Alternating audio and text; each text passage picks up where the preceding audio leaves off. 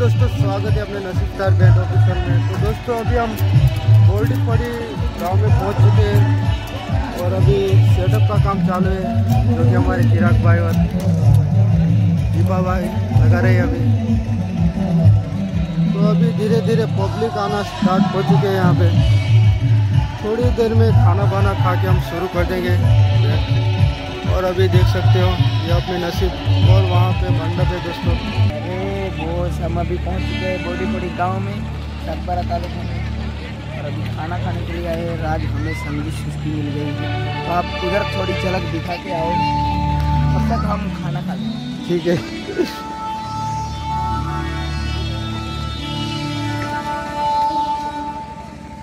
संगीत सृष्टि बोलते दोस्तों, मुझे नहीं मालूम था, पर रोहित भाई ने बता दिया, तो वहाँ जाके देखते हैं।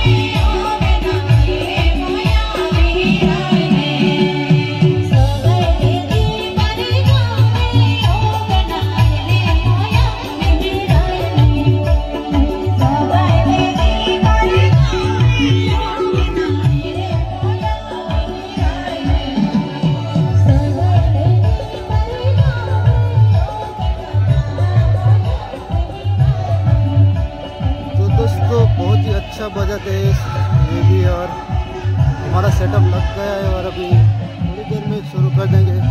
तो जल्दी से आ जाना नसीब लवर्स, गोल्डीपड़ी गांव में, जो क्या है सागबारा साइड। तो अभी के लिए इतना ही दोस्तों, मिलते हैं नेक्स्ट ब्लॉग में।